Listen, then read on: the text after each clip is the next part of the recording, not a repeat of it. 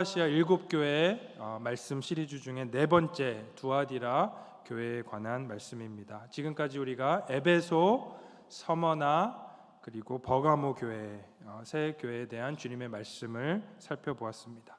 이 세 도시는 다 지중해 연안에 있습니다. 우리 다음 슬라이드에 지도가 있는데 한번 보시면 반모섬에서 사도 요한이 에베소, 서머나, 버가모 교회에게 먼저 편지를 쓰고 그 다음에 두아디라는 좀 더 내륙 지방에 있습니다. 두아디라에게 오늘 편지를 보냅니다. 두아디라의 특징은 다른 도시들에 비해 큰 무엇인가 유명한 것은 없었지만 상공업이 많이 발전했다 하는 것입니다. 빌립보 교회의 최초 그리스도인이었던 바로 루디아가 두아디라 출신이었습니다. 그녀도 자색 옷감을 팔던 장수였습니다.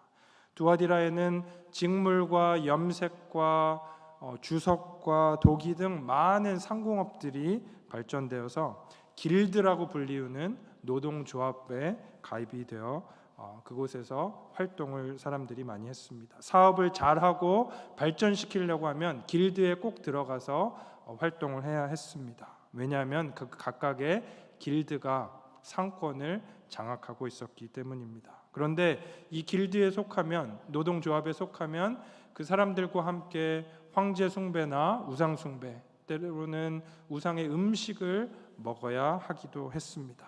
그렇지 않으면 사회적으로 이 공동체에서 소외당하는 일들이 생기게 되었습니다. 그런 곳에서 믿음을 지켰던 자들이 바로 두아디라의 교인들이었습니다. 하나님께서는 두아디라 교회 교인들에게 먼저 칭찬의 말씀을 주십니다. 우리 19절의 말씀 같이 읽겠습니다. 시작. 내가 내 사업과 사랑과 믿음과 섬김과 인내를 아노니 내 나중 행위가 처음 것보다 많도다.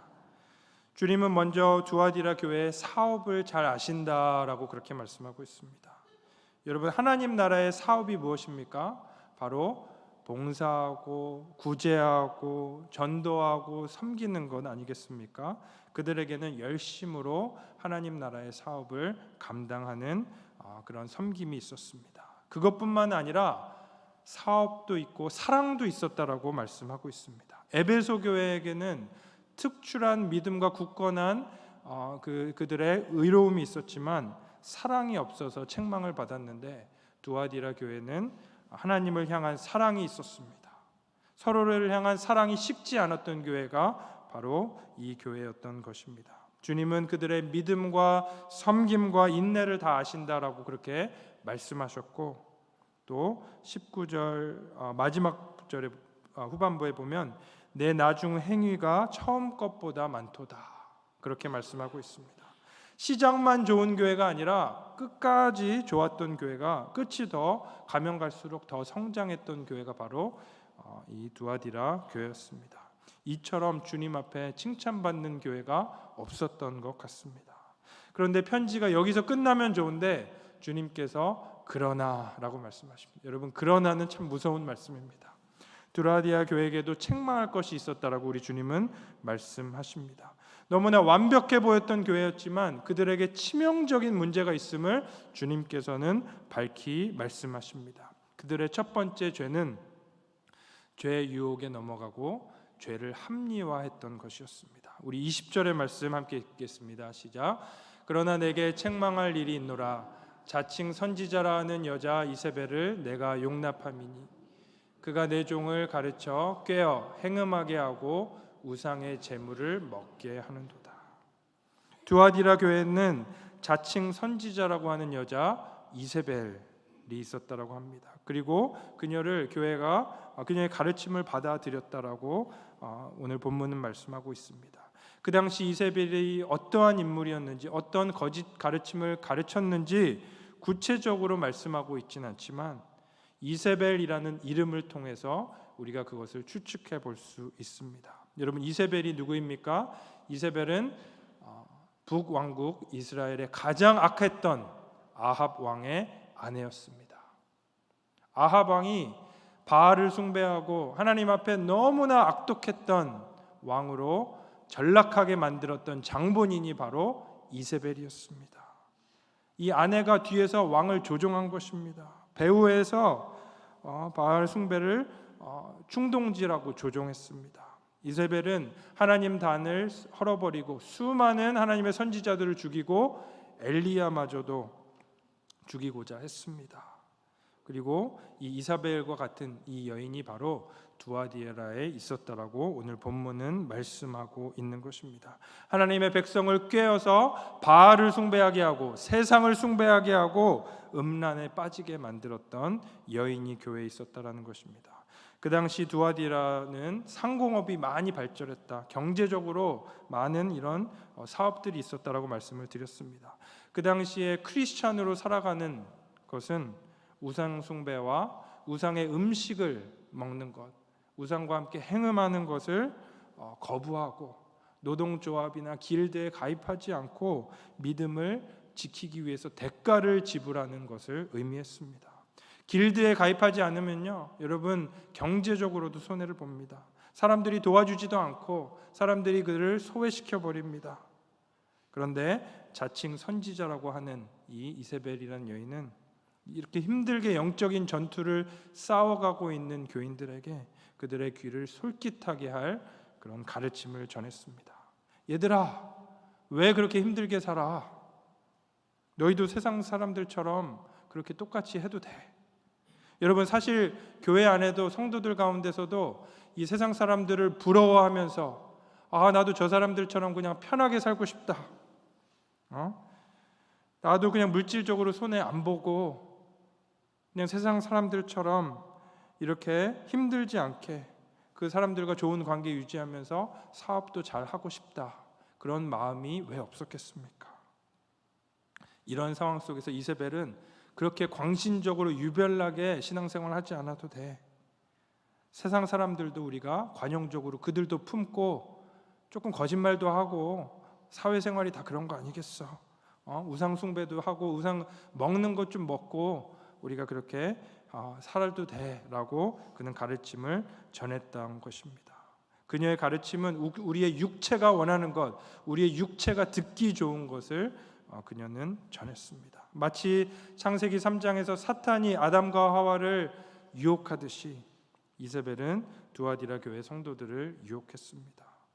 하나님도 이 세상을 사랑하시니까 이 세상의 것들을 우리가 너무나 나쁘게 봐서는 안 된다. 어느 정도 세상 사람들처럼 살아가라라고 그녀는 유혹했던 것입니다. 이 가르침의 뿌리도 영지주의에 있습니다. 주일에 교회만 잘 나오면 되지, 하나님도 잘 섬기면 되지, 우리의 육체는 원래 연약하기 때문에 어느 정도 죄도 짓고 음란하게 살아도 돼 라고 말하는 것입니다. 안타깝게도 두아디라 교회의 성도들은 이 이세벨의 가르침에 넘어갔습니다.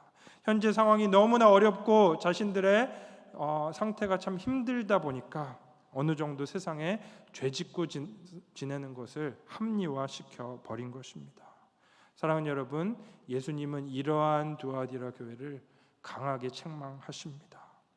내가 죄인이고 내가 연약하기 때문에, 내 육체가 연약하기 때문에 어쩔 수 없다라고 말하지 말라라고 우리 주님은 말씀하십니다. 계속 죄 가운데 거할 수밖에 없다라고 그렇게 합리화시키지 말라라고 우리 주님은 단호하게 말씀하고 계십니다. 사랑하는 여러분, 우리가 죄인이기 때문에 죄 짓는 것이 마땅하고 우리가 또 그냥 하나님 앞에 회개하고 은혜 받으면 되지, 용서함 받으면 되지라고 너무나 쉽게 죄를 합리화해서는 안 되는 것입니다. 이것은 이세벨의 가르침이고 사탄의 속삭임이다라고 오늘 본문은 말씀합니다. 사도 바울도 로마서 6장에 이렇게 말씀합니다. 하나님의 은혜를 더하게 하기 위해서 너희가 계속 죄에 거하겠느냐. 우리 로마서 6장 2절의 말씀 같이 읽겠습니다. 그럴 수 없느니라. 죄에 대하여 죽은 우리가 어찌 그 가운데 더 살리요. 무릇 그리스도 예수와 함께 합하여 세례받은 자들은 그와 함께 이미 장사된 자들입니다. 그리스도와 함께 죄에 대해서 죽은 자들입니다. 죄에 대해서 결코 살아가는 것이 아닙니다. 안 됩니다. 죄에 대해서 죽고 오직 의에 대해서만 살아가는 자들이 바로 참된 그리스도인이다. 생명 가운데 행하는 것이 저와 여러분들의 부르심이다라고 주님은 말씀하고 있는 것입니다. 또한 구약의 이세벨은 이스라엘 백성들로 하여금 하나님도 섬기고 바알도 섬기고 예수도 좋아하고 세상도 좋아하고 이렇게 혼합주의에 빠지게 만든 장본인이었습니다. 그래서 하나님이 참 하나님인지 세상의 바알도 하나님이 되는 건지 신앙 가운데 사람들을 혼란스럽게 만들고 아주 혼탁하게 만들고 변절하게 하였습니다. 이렇게 사탄은 끊임없이 우리를 유혹해서 하나님도 섬기고 세상도 어느 정도 섬기는 양다리의 신앙을 만들고 영적인 간음죄에 빠지게 합니다. 여러분, 영적인 간음, 영적인 음란이 무엇입니까?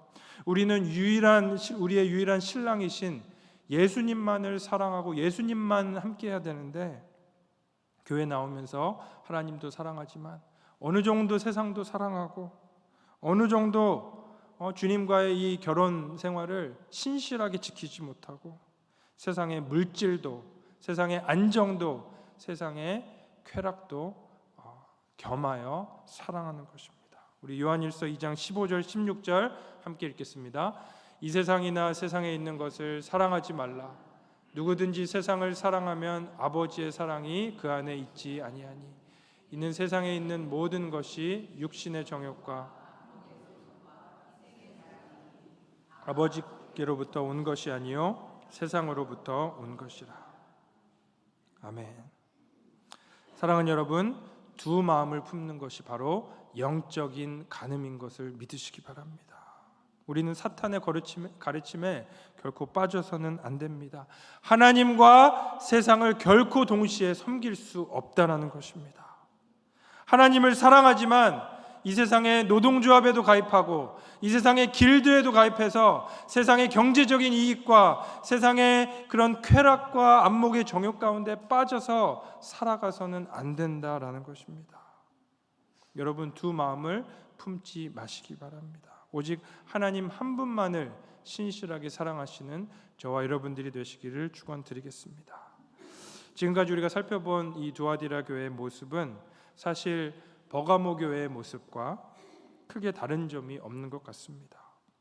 그런데 왜 우리 주님께서는 이렇게 무섭고 엄중하게 책망의 말씀을 전해주시는 것일까요? 사실 두아디라 교회에게는 더 큰 죄악이 있었습니다. 두 번째 그들의 죄악은 바로 죄를 용납한 것이었습니다. 버가모 교회에게는 일부 교인들 중에 발람의 교훈을 받아들이고 니골라당의 교훈을 받아들였던 자들이 있었습니다. 그래서 주님께서는 그 일부의 소수의 그룹을 향해서 엄중하게 질책하셨지만 두아디라 교회는 그 단순히 어느 일부만 그런 것이 아니라 교회 전체가 이세벨의 교훈을 받아들이고 용납하였다라고 말씀하고 있습니다. 우리 20절 상반절 같이 읽겠습니다. 그러나 내게 책망할 일이 있노라. 자칭 선지자라 하는 여자 이세벨을 내가 용납함이니. 교회 전체가 아예 잘못된 가르침을 수용하고 용납해 버렸습니다. 그렇게 하다 보니까 교회가 분별력을 잃어버리고 성도들이 이세벨의 거짓된 가르침에 빠져버리고 사탄의 괴계에 다 무너져 버리게 된 것입니다. 버가모 교회에게는 잘못된 누룩이 조금 발견됐다라고 한다면 두아디라 교회에게는 아예 그 누룩이 온 빵에 다 퍼져버린 상황에 이르게 된 것입니다. 결국 두아디라 교회의 가장 큰 문제는 죄에 대한 태도였습니다. 죄를 그냥 무덤덤하게 받아들인 것입니다. 죄에 그냥 한두 번 넘어진 것, 그것이 가장 큰 문제가 아니라 아예 그냥 죄를 받아들이고 용납해버리고 죄에 무감각해져 버린 상황에 빠져버린 것입니다. 사랑이라는 명목으로, 은혜라는 명목으로, 관용이라는 명목으로 그들은 의로움과 거룩을 잃어버렸습니다. 너무나 죄를 관대하게 받아들이고 정당화했던 것입니다. 사랑하는 여러분, 죄 짓는 것보다 더 무서운 것은 죄를 용납하는 것입니다. 죄 가운데 그냥 무덤덤해지는 것입니다. 죄 가운데 아예 모르겠다, 죄에 거해 버리는 것입니다. 물론 우리는 실수로 무지로 넘어지기도 합니다.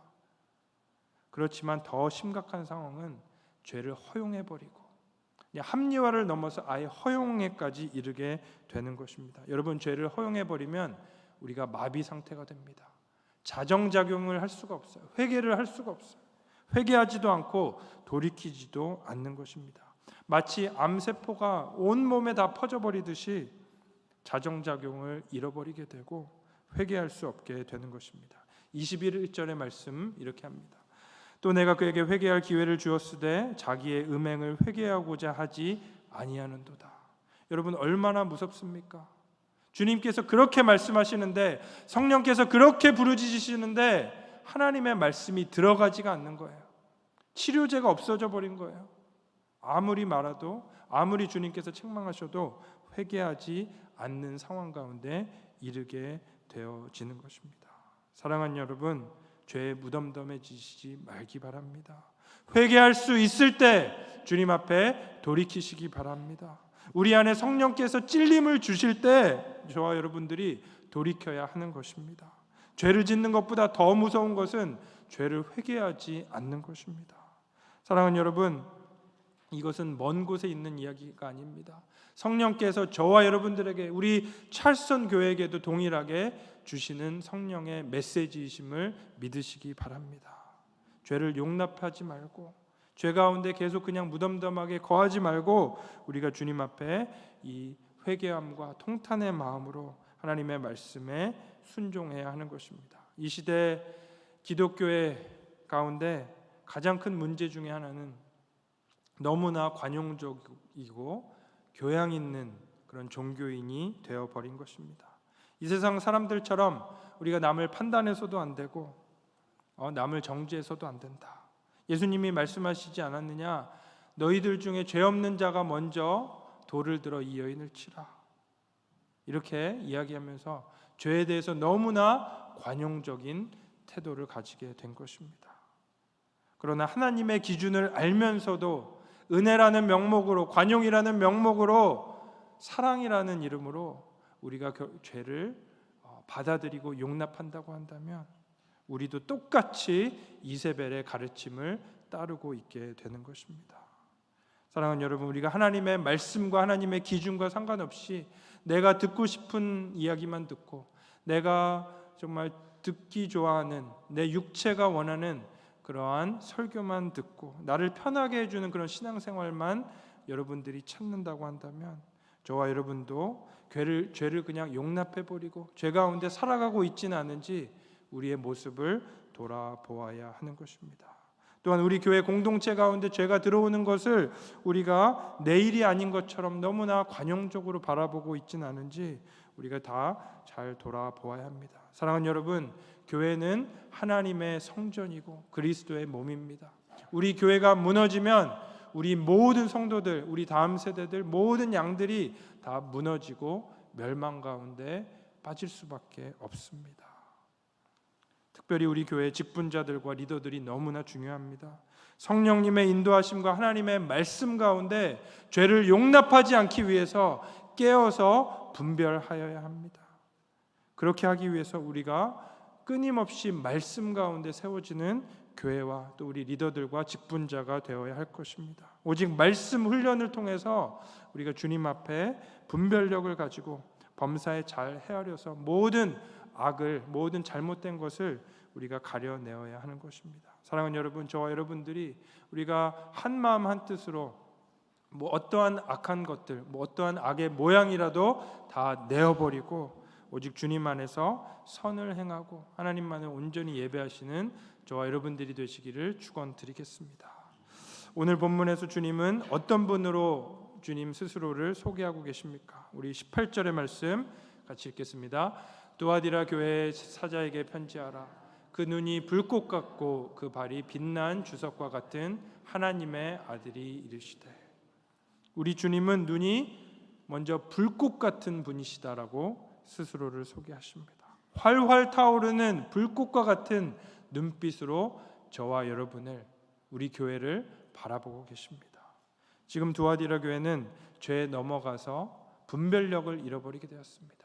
때로는 우리도 분별력을 잃고 뭐가 옳은 길인지 뭐가 잘못인지 너무나 힘든 상황 가운데 빠질 때가 있습니다. 지금 이 교회는 사탄의 속임수에 넘어가서 자신들이 하고 있는 일이 잘못된 건지도 모른 채 세상과 하나님을 동시에 섬길 수 있다라는 그 잘못된 가르침을 믿고 멸망을 향해 나아가고 있습니다. 아무도 그것을 분별하고 있지 못합니다. 그런데 우리 주님은 활활 타오르는 불꽃과 같은 그런 눈을 가지고 이 교회를 바라보고 계십니다. 그것을 지켜보고 계십니다. 사랑하는 여러분, 아무리 사람을 속일 수 있고 양들을 속일 수 있어도 하나님, 우리 주님을 속일 수는 없습니다. 주님은 모든 것, 우리의 가장 은밀한 것까지도 다 지켜보고 계시는 분이십니다. 그래서 23절에도 이렇게 말씀합니다. 우리 같이 읽겠습니다. 또 내가 사망으로 그의 자녀를 죽이리니 모든 교회가 나는 사람의 뜻과 마음을 살피는 자인 줄 알지라. 각 사람의 행위대로 갚아주리라. 사랑하는 여러분, 지금도 우리 주님은 저와 여러분을 불꽃과 같은 눈빛으로 바라보고 계십니다. 눈에 불을 켜고 우리 교회를 바라보고 계십니다. 여러분의 동기를 다 감찰하고 계십니다. 여러분의 은밀한 죄악까지도, 여러분의 모든 불순한 의도적인 동기와 죄악까지도 다 바라보고 계십니다. 그리고 각 사람의 행위대로 갚아주신다라고 주님 말씀하십니다.